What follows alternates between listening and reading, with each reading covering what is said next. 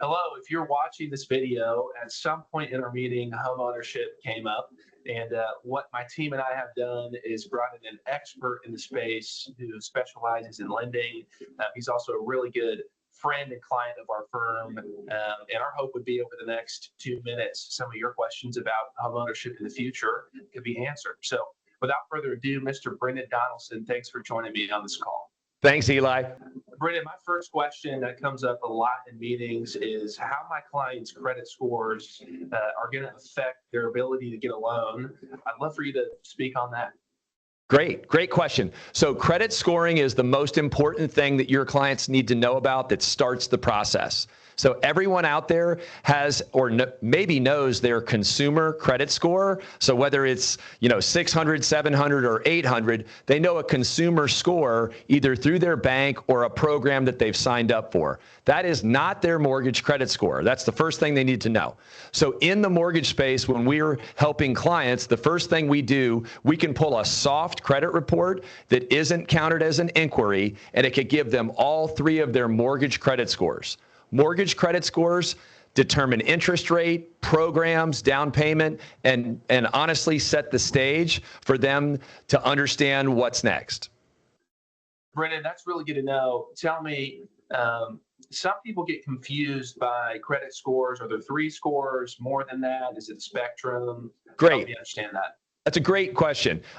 There are 3 different repositories or bureaus that score. And so when we obtain credit scores, we get 3 scores and the lender counts the middle score.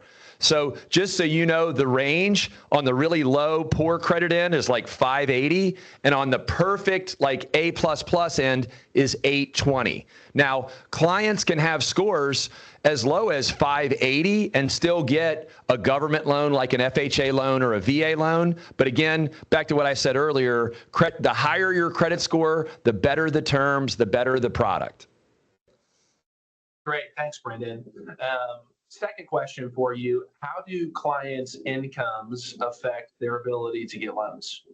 So that's the next big question. Once we know credit, then income and how that's determined by an underwriter is super critical. So if anybody's watching and you're salaried, with a base salary 60, 100 grand, and nothing changes, then that's an easy thing to calculate. But most people get overtime. A lot of people get paid base plus commission. Then a lot of people are self-employed.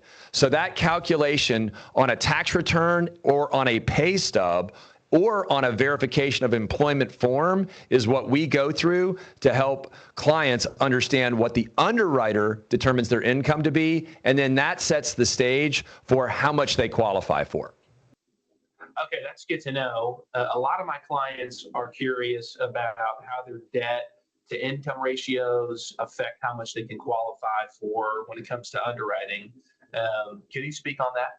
Yeah. So I think that the general rule of thumb is once their income is determined, then the general rule in underwriting is that they're allowed to hold about 40% of their gross income for debt.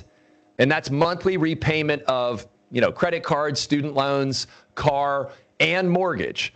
So that's the general rule, but different products allow for more flexibility. And sometimes it's more stringent where it's less than 40%. But that's the general rule. And I think one of the great things about what you guys do with your clients is you're helping them budget. And then once we determine income, we can kind of merge to where they're crafting the best mortgage payment for them, for their situation and their goals with their finances. Awesome, Brendan. That's good to know. My last question, and for many of my clients, it's the elephant in the room. How much does it cost to purchase a home, down payment programs, percentages, things like that? Yeah, that's always the most important thing when it comes to executing. So I think a lot of clients are predetermined to think that they have to save 20%. So if they're buying, let's say, a $400,000 home, they need $80,000 down. Well, that's not true. Number one, there's down payment programs with 3.5% down, 5% down, 10% down. And when we analyze credit and look at their income and then know the products that are available, we use an old-fashioned Excel spreadsheet, Eli, to just show people the different options. I think the biggest aha that people get when they sit down and look at those is they see, okay, well, if I have to come out of pocket with 15 grand versus 30, here's how it affects my mortgage payment. And that's probably the number one tool that we use to help people get prepared in those initial meetings, to have them see, okay, here's how much I need to budget for if I'm looking to buy in the next year or maybe 2 years. Brendan, thanks so much for all that information. One thing I found with a lot of my clients when we're identifying their goals and values around money is homeownership is always at the top of the list. And in my experience, the Smart Start has been an incredible resource for them to use. And we just appreciate your team and your firm for your partnership. Yeah, well, thank you. I think we've had about 20 years of practice with Northwestern Mutual clients. And as always, it takes about 45 minutes to have our Smart Start meeting.